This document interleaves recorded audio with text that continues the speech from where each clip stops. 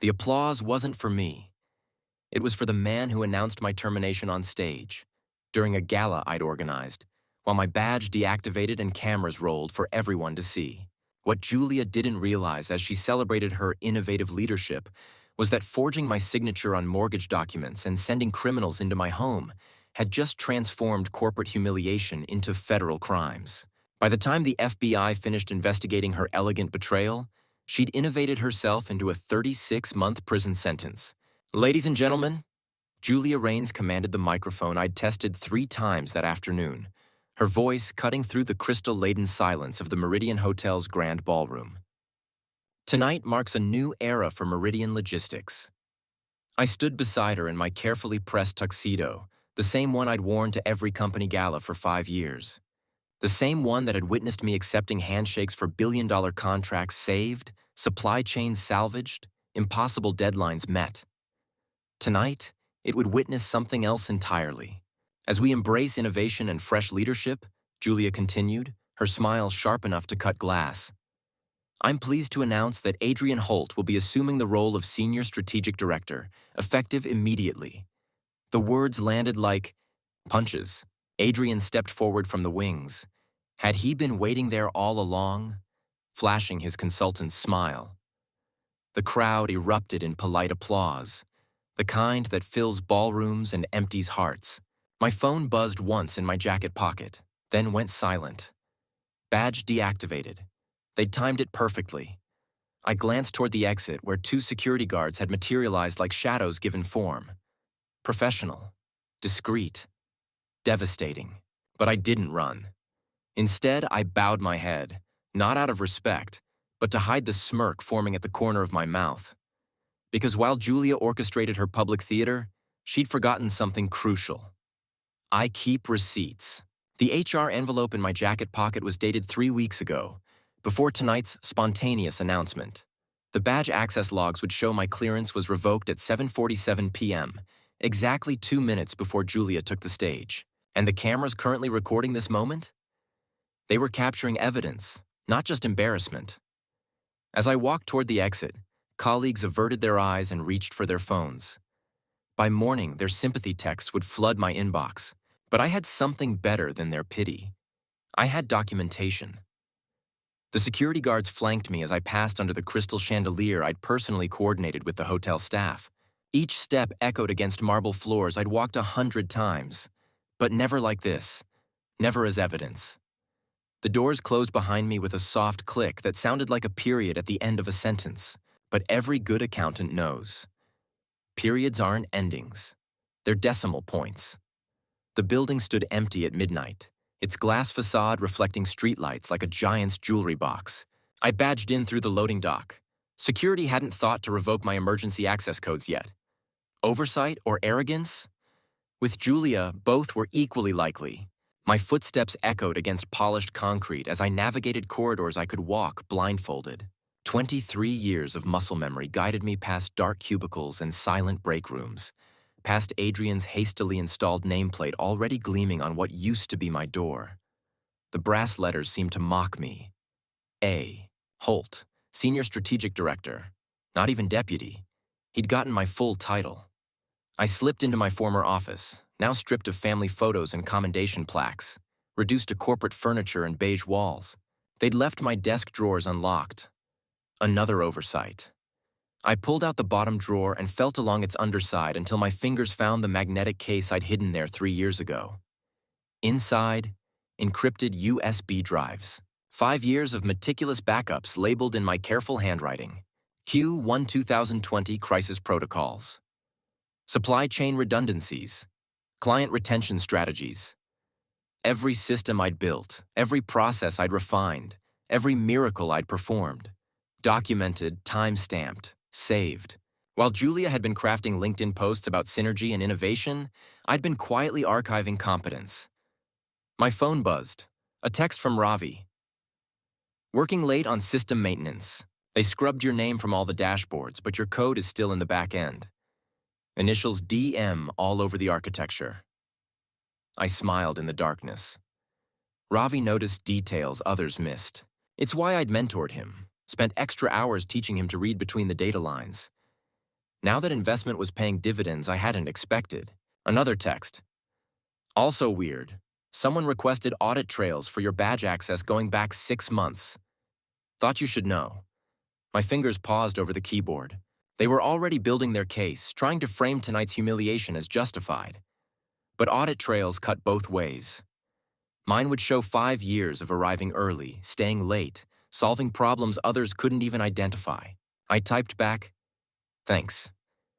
Keep quiet for now." I pulled out the second drawer. Inside, my leather-bound notebooks, physical backups of digital records, handwritten logs of every crisis I'd solved, every impossible deadline I'd met. Old-school redundancy. My father had taught me that during his 30 years at the steel plant. Digital disappears, son. Ink endures. The separation packet lay on top, crisp and formal. I flipped through its pages, noting discrepancies. The termination date didn't match the severance calculation. The stock option clauses referenced a compensation tier I'd never been assigned. Sloppy work, probably rushed to meet tonight's theatrical timeline. I gathered everything into my briefcase. Drives, notebooks, documents. No company property, just the records I'd created, the evidence I'd accumulated, the proof of work they'd tried to erase. As I locked the building behind me, my phone showed 17 missed calls and 43 text messages. Colleagues expressing shock, offering sympathy, asking questions I wouldn't answer. Not yet. I drove home through empty streets, my briefcase beside me like a sleeping passenger. The radio played soft jazz while I planned my next moves. Silence, I'd learned, was sharper than any response. My kitchen table had become a war room by dawn, notebooks spread across its surface like archaeological layers, each one documenting a different stratum of my professional life. Coffee grew cold in my mug as I excavated 5 years of sacrifices, cataloging what I'd given and what I'd received in return. The earliest notebook, leather-worn smooth by handling, chronicled the Taiwan shipping crisis of 2019. Typhoon Lakima had crippled 3 ports simultaneously, stranding $40 million in electronics components. While Julia had been at a leadership retreat in Aspen, posting Instagram stories about mindful management, I'd spent 72 hours straight coordinating alternative routes through Singapore and Malaysia. My handwriting from that week looked increasingly frantic across the pages. Hour-by-hour logs of container movements, supplier negotiations, customs clearances, client calls at 3 a.m., emergency charter flights that cost more than most people's houses. But we'd delivered. Every component, every deadline, every impossible promise kept. The thank you email from our biggest client was printed and filed. Daniel's intervention saved our fourth quarter launch. Meridian Logistics continues to exceed expectations. Julia had forwarded it to the board with her own cover note claiming credit for strategic oversight and innovative problem-solving. I flipped to the next crisis: the Suez Canal blockage, the semiconductor shortage, the Brexit customs nightmare. Each disaster had the same pattern. Chaos erupted, Julia disappeared into meetings about strategic positioning, and I performed miracles from my corner office. The overtime sheets told their own story. 12-hour days stretched into 14, then 16. Saturdays became routine. Sundays, optional. I'd missed Emily's wedding anniversary dinner 3 times, my nephew's graduation twice, Christmas morning once. All for the company, all for loyalty I'd assumed was mutual. But the stock option promises, those lived only in emails, never in contracts. "We'll discuss equity participation after Q4, Julia had written in January 2021. The same phrase appeared in similar emails across 4 years. Always after the next quarter, always after the next crisis, always after the next miracle I'd perform without additional compensation. I opened my laptop and cross-referenced the dates. Each broken promise corresponded exactly with a major crisis I'd resolved. The Taiwan disaster had earned me a substantial equity review, which became a 5% salary bump.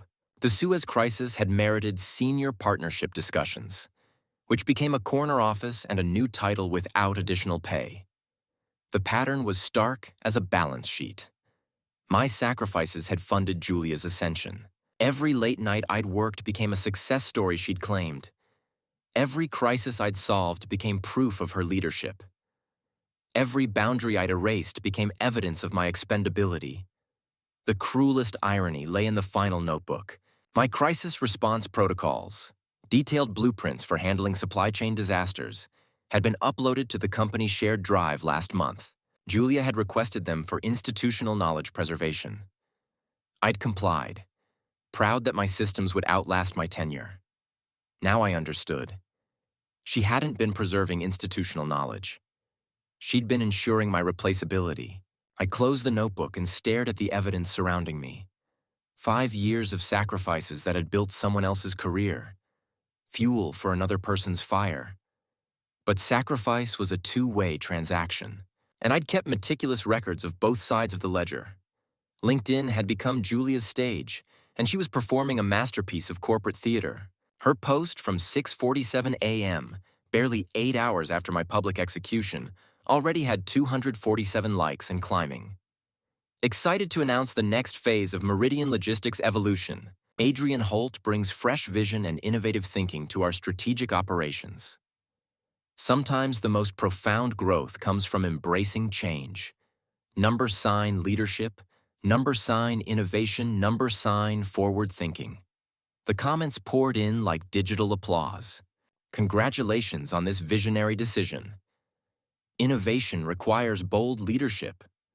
Meridian continues to lead the industry. Each notification was a small knife, precisely placed. But my phone had been buzzing with a different kind of message since dawn. Private communications that painted a starkly different picture than Julia's public narrative. The first email had arrived at 6:23 a.m. from David Chen at Pinnacle Manufacturing. Daniel, tried reaching Adrian about the Q3 logistics matrix you developed for our automotive components. He seems unfamiliar with the protocol structure. Could you clarify the routing algorithms when you have a moment? I stared at the message. David managed a $200 million account that depended entirely on the customized distribution system I'd built over 18 months. Every route, every backup plan, every contingency. All archived in my mind and my personal notes, not in any company manual Adrian could reference. By 9 a.m., 3 more clients had reached out with similar confusion. Sarah Rodriguez from Continental Electronics couldn't get answers about the specialized handling protocols for sensitive semiconductors. Marcus Webb at Global Retail Solutions was asking about the load balancing formulas that had saved them 15% in shipping costs last quarter. Each inquiry was a crack in Julia's carefully constructed narrative. While LinkedIn celebrated her innovative leadership, her new strategic director was failing basic competency tests in real time. I didn't reply to any of the client messages. Not yet. Instead, I opened the meeting minutes from Adrian's first strategic planning session. Ravi had forwarded them with a single-word text. Yikes. Adrian had spent 40 minutes discussing synergistic optimization workflows and next-generation logistics paradigms while the operations team sat in bewildered silence. When pressed for specifics about actual routing protocols, he'd deflected with promises to circle back on actionable deliverables. Corporate speak for, I have no idea what you're talking about. My phone rang. Emily's number. You've seen Julia's victory lap on social media? My sister asked without preamble. Hard to miss. And you're not responding to client emails because silence is sharper than rebuttal, I said. Let them discover Adrian's limitations organically. That's surprisingly ruthless of you, Daniel. I smiled, watching another LinkedIn notification pop up. Someone else praising Julia's bold, strategic thinking. I prefer strategic. The irony was exquisite. Julia's public celebration was highlighting my absence by contrast. Every congratulatory comment on her innovation post would be undermined by Adrian's inability to answer basic operational questions. Every praise for her vision would ring hollow when clients couldn't get competent responses. By noon, a pattern was emerging. The bigger Julia's social media victory dance, the more desperate the private messages from confused clients became. Her public relations success was inadvertently documenting her operational failure. I closed LinkedIn and opened my notebook, adding another entry to my growing evidence file. Day 1 post-termination. Client confusion escalating. New leadership failing basic competency requirements. Sometimes the best response is no response. Sometimes you just let gravity do its work. Emily found the refinance paperwork while I was reviewing client emails in my home office. She knocked on the doorframe, a courtesy she'd maintained since childhood, holding a thick envelope postmarked 3 days ago. "This came in yesterday's mail," she said, her voice carrying that particular tone she used when something was wrong, but she wasn't sure what yet. "Congratulations on your mortgage refinancing." I looked up from my laptop. "I didn't refinance anything." She tossed the envelope onto my desk. Wells Fargo letterhead, official seals, my name printed in bold letters across multiple forms. I opened it with the careful precision I'd learned from handling explosive situations at work. Slowly, methodically, prepared for anything. The signature on the application was mine. Almost. I held it up to the desk lamp, studying the flourishes that were subtly wrong. The D in Daniel carried too much curve. The M in Mercer lacked the sharp angles I'd perfected over decades of signing contracts. Close enough to pass casual inspection, sophisticated enough to suggest professional forgery. "Someone's been practicing my handwriting," I said, more curious than angry. Emily sat down across from me, her expression shifting from confusion to concern. "Daniel, this isn't just mail fraud. This is someone with access to your personal information, your employment records, your financial history." The loan amount made my stomach clench. $340,000 against a house I'd owned outright for 3 years. The refinance had been approved based on employment verification from Meridian Logistics and income projections that assumed my continued employment through 2028. Employment that had been terminated 4 days ago. I flipped to the second page. The loan officer's notes referenced recent discussions with the applicant on dates when I'd been traveling for work. Phone calls I'd never made, meetings I'd never attended. A complete fictional narrative of my enthusiastic participation in a process I'd known nothing about. "Who else has keys to the house?" Emily asked. "Just you and—" I stopped. Last month, Julia had insisted on conducting a home office security review for senior staff. Company policy, she'd said. A professional service would evaluate our home setups for potential vulnerabilities. I'd given them access for a full day while I was at the quarterly board meeting. I pulled up the security app on my phone, scrolling through the motion-activated recordings from the past week. There, Tuesday afternoon while I was at the Gala preparations. A man in a business suit moving through my living room with the confidence of someone who belonged there. He spent 20 minutes in my home office, photographing documents, opening drawers. The timestamp showed 2:47 p.m. The same day Julia had asked me to stay late to review logistics protocols for the Gala presentation. "They were here," I said, showing Emily the footage, "while I was being kept busy at work." Emily's face hardened in a way I recognized from childhood. The expression she wore when someone had crossed a line that couldn't be uncrossed. "This isn't corporate betrayal, Daniel. This is criminal conspiracy." I opened my banking app, dreading what I might find. Our joint household account, the one Emily and I had maintained since Dad died, for shared expenses and emergencies, showed 3 recent withdrawals: $2,800 for property assessments, $1,500 for loan processing fees, $850 for document preparation. All withdrawn using a signature authorization I'd never provided. "I'm calling Maria," I said, reaching for my phone. "No," Emily said firmly. "We're calling Maria together. And then we're calling the police." The betrayal had metastasized beyond corporate humiliation into something far more personal and legally actionable. Julia hadn't just stolen my job. She'd tried to steal my home. Maria Tanaka's office smelled of leather-bound law books and fresh coffee, but her expression was pure steel as she spread my evidence across her conference table like a prosecutorial buffet. 23 years of corporate law had taught her to recognize patterns, and this pattern was making her angry. Signature forgery, identity theft, fraudulent loan applications, breaking and entering, theft from joint accounts, she cataloged, her voice growing colder with each item. "Julia's turned your termination into a federal case." Literally. She picked up the refinance documents, holding them toward her desk lamp. This isn't amateur hour. The signature analysis alone shows someone studied your handwriting extensively. The D is almost perfect, but they missed the micropause you make before the M, probably from years of signing Daniel M in school before you learned to write your full name. Can you prove forgery? Without question. I know 3 handwriting analysts who'd testify to this in court. She set down the documents and pulled up files on her laptop. But forgery is just the appetizer. The main course is conspiracy to commit fraud.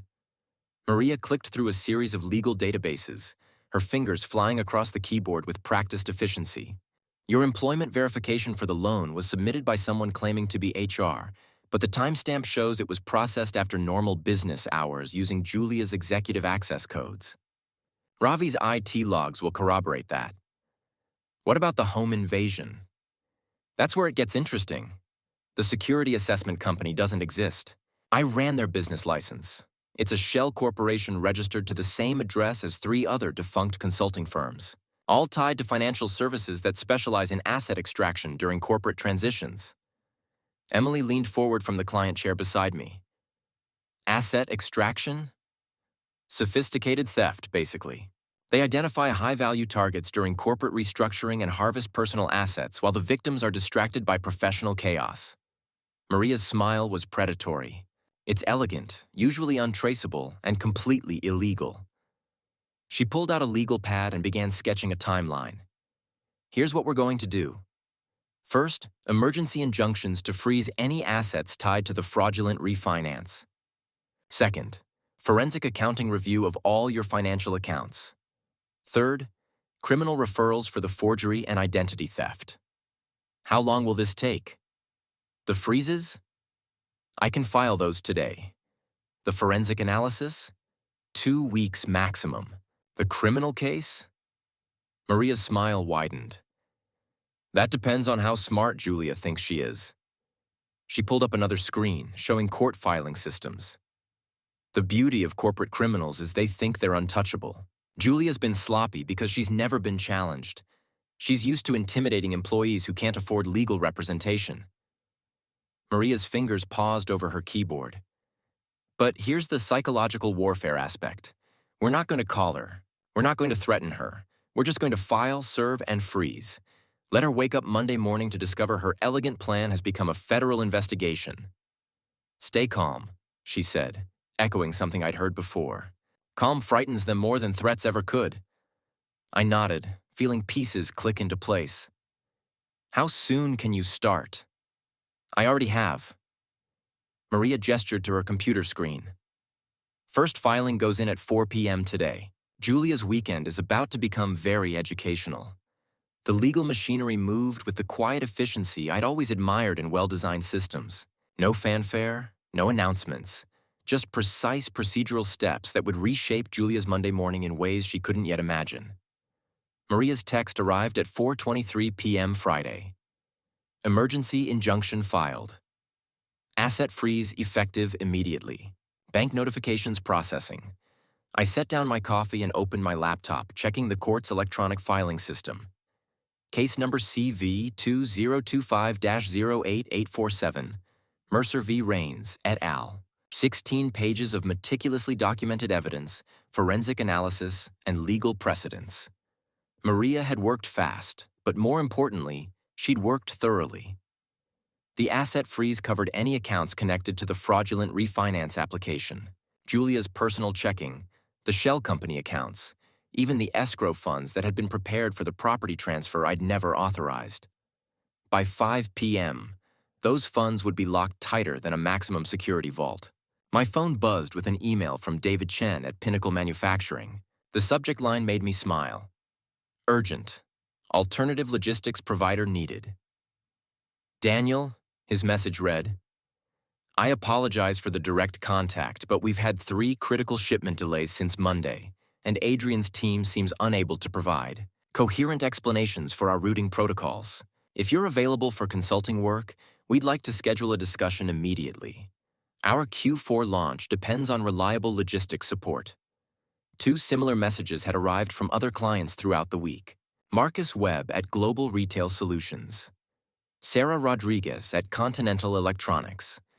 companies representing nearly $400 million in annual logistics contracts, all expressing the same polite but urgent dissatisfaction with Meridian's new leadership. I didn't respond to any of them. Not yet. Instead, I forwarded the emails to a new folder labeled Client Interest and made a note in my legal pad. Day 5 post-termination. Major clients.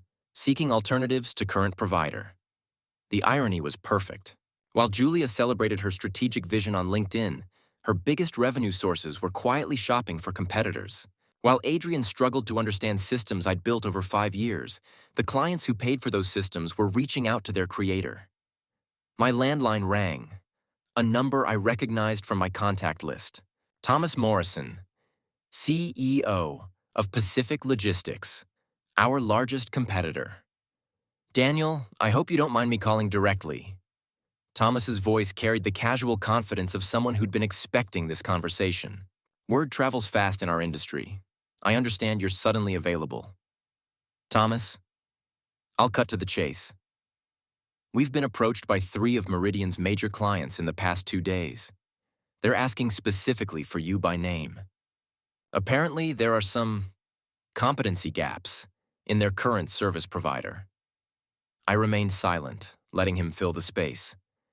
We'd like to discuss a senior partnership position, full autonomy over client relations, equity participation from day 1, and the resources to build the team you want. Thomas paused. I assume you're not bound by any restrictive covenants? I'll need to review my separation agreement. Of course, take your time. But Daniel? Don't take too much time. Markets move fast when confidence erodes. After he hung up, I opened Maria's earlier text thread and typed, competitor interest confirmed. Client migration beginning. Her response was immediate. Perfect timing. Julia's about to discover that freezing your assets was the least of her problems. The email arrived at 7:43 a.m. Monday, marked urgent client escalation, in red letters that seemed to pulse with panic. Marcus Webb at Global Retail Solutions had finally reached his breaking point with Adrian's leadership, and he wasn't being polite about it anymore. To whom it may concern, the message began. Never a good sign when a $150 million client stopped using names. This morning's logistics coordination meeting revealed fundamental gaps in Meridian's operational understanding. When asked to explain the matrix routing protocols for our holiday inventory distribution, your strategic director provided 40 minutes of theoretical discussion while failing to address basic implementation questions. I could picture the meeting. Adrian standing at a whiteboard, gesturing expansively about synergistic optimization workflows, while Marcus and his team exchanged increasingly confused glances. The matrix routing protocols, my creation, were elegantly simple in concept, but required deep understanding of load balancing algorithms, regional capacity constraints, and seasonal demand fluctuations. Adrian wouldn't know a load balancing algorithm if it introduced itself personally. Marcus's email continued with surgical precision. Specifically, when asked about contingency routing for weather delays in the Pacific Northwest, your representative suggested we leverage alternative paradigms for supply chain resilience. When pressed for actual rerouting procedures, he promised to circle back with actionable deliverables by EOD. The technical details that followed painted a picture of complete operational collapse, missing documentation, broken communication protocols, delivery schedules that no longer made mathematical sense. Everything I'd built over 5 years, crumbling under the weight of Adrian's incompetence. But the final paragraph was the kill shot. We specifically requested Daniel Mercer's technical matrices during today's meeting. Your staff informed us these materials are no longer available. This is unacceptable. Mr. Mercer's systems represent the core value proposition of our Meridian partnership. Without access to his methodologies, we cannot justify continuing this relationship. The CC list made my stomach drop. Julia's executive email, the board of directors, and Meridian's general counsel. Marcus had escalated this to the highest levels of corporate leadership, demanding answers they couldn't provide. By noon, similar emails had arrived from 2 other major clients. David Chen at Pinnacle Manufacturing reported 3 consecutive shipping delays that would impact their 4th quarter product launch. Sarah Rodriguez at Continental Electronics documented system failures that violated their service level agreements and threatened penalty clauses worth millions. Each message contained the same devastating phrase: "We require immediate access to Daniel Mercer's operational protocols." Ravi's afternoon text confirmed what I'd suspected. Emergency all-hands meeting called for 3 p.m. Adrian looked like he was going to throw up during the client calls. Julia's been locked in her office since 10 a.m. HR is reviewing documentation for some reason. The beautiful irony wasn't lost on me. Julia had publicly celebrated replacing me with fresh vision and innovative thinking. Now her fresh vision was hemorrhaging clients faster than a punctured artery, and her innovative thinking consisted of frantically searching for the institutional knowledge she'd helped destroy. My phone rang. Thomas Morrison from Pacific Logistics. "Daniel, I hope you've had time to consider our conversation. Because from what I'm hearing, your former employer's timeline just accelerated considerably." I smiled, watching another client escalation email arrive in my inbox. "I'm listening." The motion sensor alert on my phone buzzed at 11:47 p.m. Tuesday night. Someone was in my backyard. I pulled up the security app, expecting to see a raccoon or neighbor's cat. Instead, my screen showed two figures in dark clothing moving purposefully across my patio. One carried what looked like a briefcase. The other held a tablet, its blue glow illuminating a face I'd seen before, Julia's security consultant from the previous week. I activated the recording function and watched them approach my back door with the confidence of people who had keys. They did. The lock turned smoothly, and they entered my kitchen like they owned the place. The first figure, a woman I didn't recognize, headed straight for my home office while the consultant remained in the kitchen, speaking quietly into a phone. "Property assessment complete," I heard him say through the audio feed. "Buyer confirmed for Thursday closing. Cash offer, no inspection required." My blood turned to ice. They weren't just stealing documents, they were selling my house. I grabbed my laptop and started recording everything while simultaneously texting Maria. Active break-in occurring. Suspects discussing property sale. Recording evidence. The woman emerged from my office carrying a folder. My backup insurance documents, probably, or property deeds. They spent another 10 minutes photographing rooms, measuring square footage, and discussing staging requirements for what they called expedited transfer. The consultant's phone conversation provided the final pieces of the puzzle. Shell buyer. Confirmed. Signed purchase agreement shows owner consent based on power of attorney documentation. Transfer agent standing by for Thursday morning closing. Power of attorney. They'd forged that too. My phone vibrated with Maria's response. "Do not confront. Continue recording. Police en route with warrant." For the next 20 minutes, I documented the most brazen criminal conspiracy I'd ever witnessed. They weren't just breaking into my home. They were preparing to steal it entirely through fraudulent sale to a shell corporation. The cash buyer, the expedited closing, the forged power of attorney, all designed to complete the theft before I could legally challenge it. At 12:23 a.m., they left through the same back door, locking it carefully behind them. Professional criminals maintaining operational security. I immediately forwarded the complete video file to Maria, along with audio recordings of their phone conversations and screenshots of their license plates from my driveway camera. Her response was swift. Forwarding to FBI Financial Crimes Unit. This is organized fraud with federal implications. Multiple jurisdictions. Interstate commerce. RICO potential. At 6:15 a.m. Wednesday, my doorbell rang.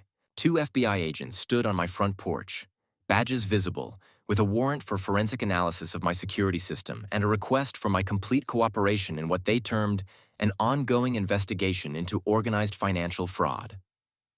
By noon, arrest warrants had been issued for Julia Raines, her consultant, and 3 associates connected to the Shell Corporation attempting to purchase my property. The elegant conspiracy that had begun with my corporate humiliation had metastasized into federal crimes that would destroy far more than just my career. Julia's innovative thinking had innovated herself into federal prison. The conference room at Morrison & Associates felt like a surgical theater, sterile, precise, and designed for dissection. Julia sat across from me at the polished mahogany table, flanked by 3 attorneys whose hourly rates could finance small countries. Her face carried the tight composure of someone trying to project confidence while their world collapsed in real time.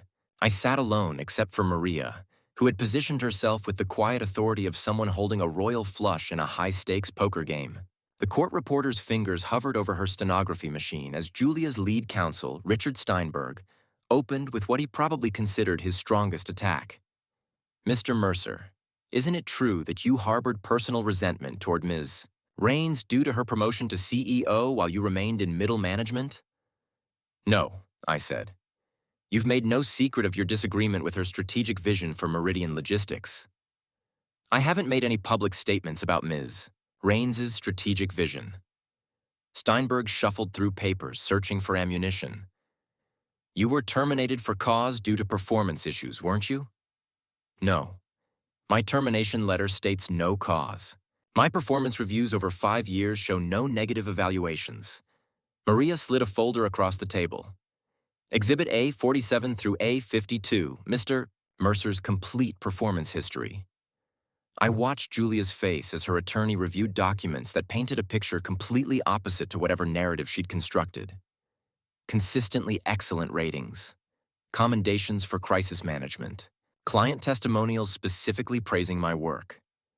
"Let's discuss the evening of the gala," Steinberg continued, his confidence visibly wavering.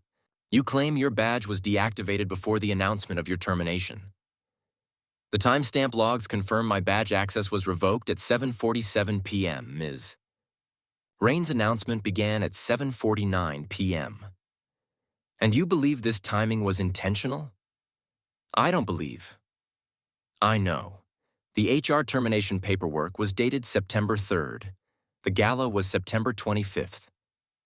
Miss Raines planned my public humiliation 3 weeks in advance." Steinberg glanced at Julia, whose composed mask was beginning to crack. "Let's move to your allegations regarding the refinancing documents." "I'm not alleging anything about the refinancing documents. I'm stating facts. The signature on the application was forged. Miss Raines's security consultant was recorded in my home without authorization, discussing fraudulent property transfer. The FBI has arrested 3 people in connection with this conspiracy." "Objection. This is a deposition, not a trial," Maria interrupted smoothly. "Mr. Mercer is entitled to state facts under oath. For the next 2 hours, I answered every question with the same methodical precision I'd brought to logistics planning. Dates, times, documentation references, witness statements. No emotion, no interpretation, just facts arranged in chronological order.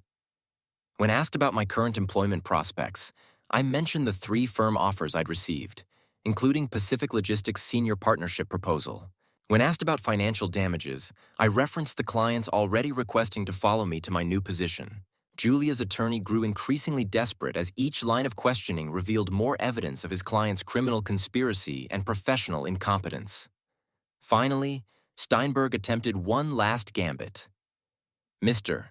Mercer, don't you think your pursuit of these charges represents vindictive retaliation rather than legitimate legal remedy?" I looked directly at Julia for the first time during the deposition. "Miss Raines chose to make my termination a public spectacle. She chose to forge my signature on financial documents. She chose to send criminals into my home. I'm simply documenting the consequences of her choices." The silence that followed felt like justice. The glass elevator at Pacific Logistics carried me to the 42nd floor, where Thomas Morrison waited with a contract that represented everything Julia had tried to steal. Senior partner, equity participation from day one, full autonomy over client relations. "The non-compete clause in your Meridian separation agreement?" Thomas asked as I reviewed the terms. "Voided by their criminal conduct," I replied, signing my name with the careful precision that had once been forged. Maria confirmed it this morning. My phone buzzed with messages from former Meridian clients. "David Chen at Pinnacle Manufacturing. Delighted to follow you to Pacific. When can we transfer the account?" Marcus Webb at Global Retail Solutions. "Our 4th quarter logistics contract is yours if you want it." I'd brought nothing proprietary to my new position. No stolen files, no confidential client lists, no inside information. Just my methods, my reputation, and the relationships I'd built through 5 years of competent service. By noon, Pacific's business development team reported $340 million in new client inquiries, all requesting me by name. Respect, I realized, was portable. It migrated with competence, not corporate titles. Through the floor-to-ceiling windows, I could see Meridian's buildings 6 blocks away. Their lights flickered uncertainly, aging infrastructure stressed by operational chaos. Mine stayed on. The court order arrived on a Tuesday morning, 18 pages of legal finality that restored everything Julia had tried to steal and punished everything she'd actually stolen. Enhanced severance, $340,000. Fraud judgment, $1.2 million in damages. Property secured, signatures validated, dignity documented in federal records. Julia's sentencing had made the business journals, 36 months federal prison, restitution orders that would follow her for decades. Adrian had quietly disappeared into the consulting wilderness, his LinkedIn profile scrubbed of Meridian references. That evening, I drove past the warehouses that still ran on systems I'd designed 5 years ago. Their loading docks hummed with the efficient rhythm of protocols I'd perfected through countless late nights and weekend emergencies. The security guard waved. He recognized my car from the old days. But I didn't stop. Those lights belonged to the past. At Pacific Logistics, my new office windows faced west toward the harbor, where container ships moved through shipping lanes I was already reimagining. Tomorrow would bring new challenges, new systems to build, new crises to solve. My phone buzzed with a text from Emily. "Proud of you." I smiled, knowing that dignity isn't returned. It's rebuilt, one methodical decision at a time. I'm.